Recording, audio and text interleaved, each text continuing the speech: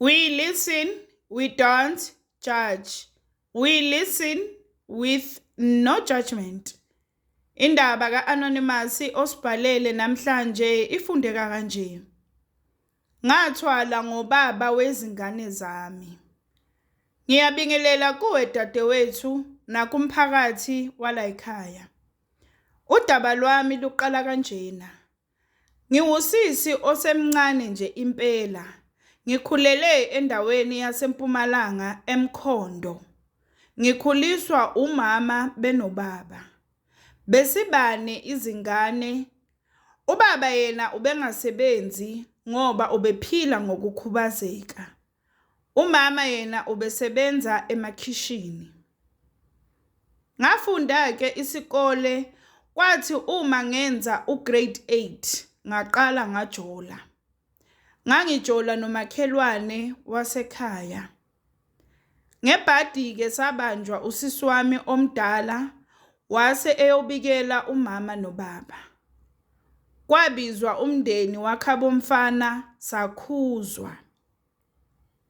Kwangathi ke siyayiyeka lento yethu kanti ngebhadi kuwo lo nyaka uzoshona ubaba. Kuthe ekushoneni kukaBaba ngabuyela emjoleni wami nalomfana engangikhuzwe ngaye. Phela ngangibona ukuthi nomama akekho right. Into yokushona kwaBaba imulimazile. So ngangibona ukuthi isikhathi sokungigada akanaso. Kungasiwuye ke kuphela ngingasho nje ngithi umndeni wonke. Ubaba ushona sekuzophela unyaka. Kwathi ngoDisemba umama wathi usaya kubo ukuyophumuza ikhanda. Sasala sodwa ke siyizingane. Ilana ke la ngathola khona isikhathi esiningi nomuntu wami. Phela kwakungekho ogade omunye ngoba sasisele siyizingane sodwa. Khabomfana ke ngingasho ngithi kwakungenamthetho kangako. Kanti futhi namagumbi abo okulala wayengaphandle. So bekuke kwenzeke ngamanye amalanga ngiyolala khona khabomfana. Bese ngakaze ke senze lutho nomfana. Bekugcina ngomba kuphela. Kuthe kuzi-16 zika Disemba lo mfana wathenga utshwala. Ngingazi ke ukuthi imali wayeyithathephi. Saphuza ngalolo suku, ngangiqala nanokuphuza utshwala. Kanti sekoba ukuhamba kobuntombi bami. Salala nalomfana ngalolo suku kanti ngizokhulelwa. Ngabona mina sekundlule izinyanga ezimbili ngingayi esikhathini. Baqinisileke mabathi umntwana uyisichitho. Wavele wangijikela lo mfana mangimtshela ukuthi ngikhulelwe. Waze waphika nesisu ukuthi akusiso sakhe.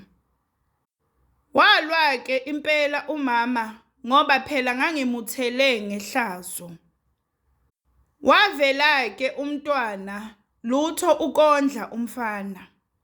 Wayikhulisa umama ingane. Okunye futhi okwaphinde kwangiphatha kabi kakhulu. Lo mfana akagcinanga ngokukhuleliswa mina kuphela, kodwa sasibathathu endaweni. Phela nezingane zethu zazishiyana ngezinyanga. Ngaqhubeka ke nosikole, umama eyondla ingane. Kwazise phela khabomfana babengazingeni nje sidalo. Okwakungizwisa kakhulu ubuhlungu ukuthi ingane yami kwakungeyomfana futhi ifana naye ubaba wayo. Nanokuthi ke kulezinye izingane babezondla kodwa le eyami lutho.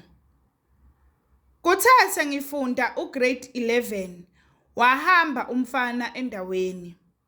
bese kuwumuntu oza ngokuzovakasha. Nakhona uma efikile, ufika nabanye nje omama bezingane. Ngafunda-ke isikole ngasiqeda, ngaphasa esikoleni. Umama wase ethi kumele ngiyofuna umsebenzi ukuze ngizozikhulisela ingane yami. Bengibamba-ke amatoho kulezi tolo zamandiya endaweni, kodwa kubuye kuphele. Ngase ngicela kumama ukuthi ake ngiyozama eGoli. Ngenhlanhla wavuma-ke ukungisalela nengane. Ngakhuphuka-ke ngaya eGoli komzala bami. Nakhona kwakuyiwo nje amatoho. Ngokubuka-ke isimo, ngase ngithatha isinqumo sokuthi kungcono ngilungise umatric wami ngoba ngangingawuphasanga kahle. Ngenhlanhla-ke kulokhu ngawubhala ngawuphasa kahle. Ngase ngiba nenhlanhla yokuthola umsebenzi kwenye yezitolo zama-retailer ezidayisa izimpahla. Kuthe ekutholeni kwami lowo msebenzi, ngase ngifundela ikhompyutha ngoba ngangifuna ukuthi okungenani ngishaye ithili. Ngembala-ke bangikhuphula emsebenzini bangifaka kulo ithili. Kwathi nje ngolunye usuku ngisemsebenzini, kwafika yena ubaba wengane yami ezothenga izimpahla. Wajabula kakhulu ukungibona, wacela inamba yami. Saqala-ke saxhumana. Wayengumuntu ocela uxolo. Kwazise phela nami ngangisamthanda. Futhi ngangifisa ukuthi ingane yami ikhule ngaphansi komama nobaba njengami. Lokho-ke kwadala ukuthi ngigcine ngimvumela ukuthi silungise izinto. Uma ebuya empilweni yami, kwakungumuntu naye otohozayo. Ngebhadi laphela itoho. Ngase ngithi mina akabuye sizohlala sonke. Yaqhubeka impela impilo nengane iza ukuzosivakashela. Kuthe emva konyaka ebuyile empilweni yami, ngakhulelwa futhi enye ingane yakhe. So ngendlela isisu besingigulisa ngayo, kwaphoqa ukuthi ngiyeke umsebenzi.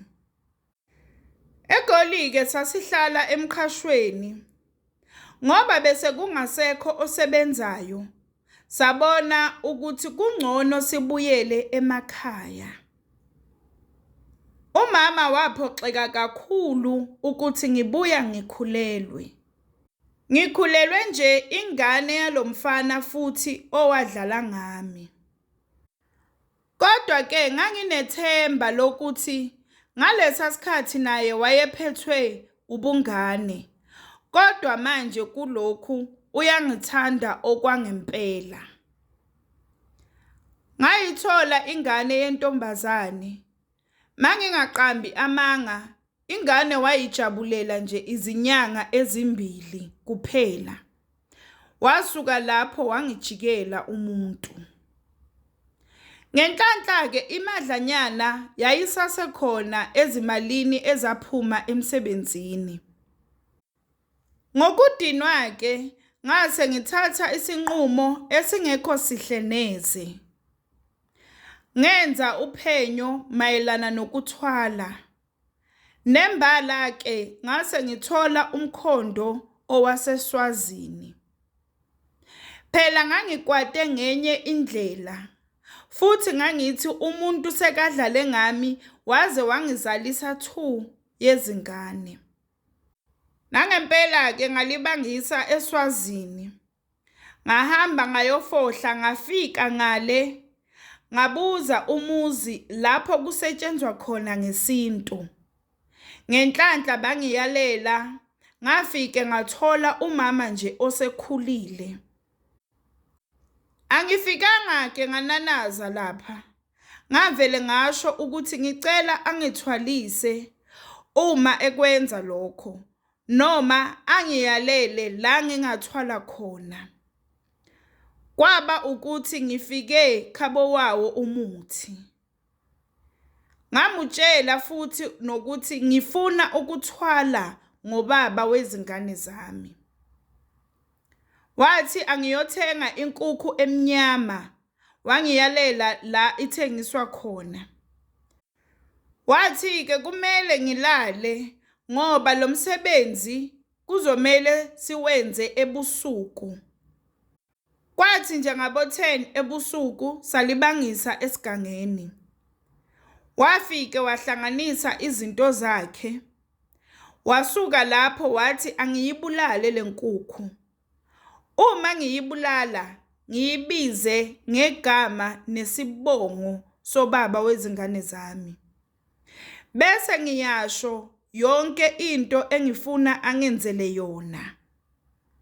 Ngisho ukuthi wena sibanibani usuzokufa manje ube ngumkhovu wami.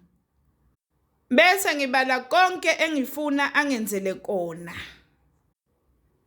Ngavuka ke ngakusasa ngabuyela ekhaya. Kuthe nje emva kwesonto ngibuyile washona lo mfana. Kwathiwa ukhale nje ngekhanda kanti uzolala angasavuki. Kuthe emva kwamasonto amabili ngathola ucingo olubuya kulesitolo engangisisebenzela eGoli. Kwathiwa angibuye umsebenzi wami ungilindile. Ngabuyela ngayosebenza. Kwenzeka isimanga ke.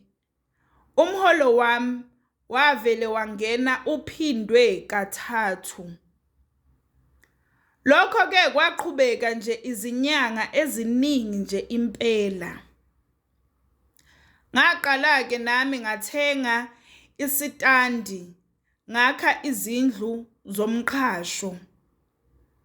Imali nje yaqala yangasabi inkinga ngoba ngaqina senginemiqhasho eminingi. Owami ke umhlatshelo ukuthi angivumelekanga ukuba nendoda. Ngoba lo muntu engithwele ngaye, ubaba wezingane zami, kulento engangiyenza kwakufana nokuthi ngishada naye ngokomoya. So uma ngike ngaba nendoda koshabalala konke. Okwesibili ke ukuthi njalo emva kwezinyanga ezintathu kumele ngihlabe ekhaya noma inkukhu. Bese ngihambisa inyongo lapha kuleya ndawo la sagqiba khona lenkukhu. Inkinga yami ke ukuthi ngisemncane kakhulu. Igazi lisagijima. Ngiyafisa ukuba nomuntu engizozwana naye. Kodwa ngoba isithwalo sami asingivumeli. Sengaphila ngalamathoyizi athengiswayo. Ngapha lo mdala umntwana unokukhuluma ngobaba wakhe, akhale asho nokusho ukuthi uyamkhumbula. Angazi ukuthi kufanele ngimduduze ngithini. Ngapha uyangidla unembeza uma ngibona lezi ezinye izingane zakhe. Ngoba zisele azinababa nje imina. Ngiyabonga ithuba. We listen, we don't judge. We listen with no judgment. Saqala ushele ukuthi ucabangani ngendaba ka-Anonymous osibhalele namhlanje lapha ku-comment section. Sacela ungakhohlwa ukulike, ushare, usubscribe. Ungakhohlwa ukuthi ukusubscribe it's for free. Bazalwane, it's for free. Awubhadali lutho. It's for free.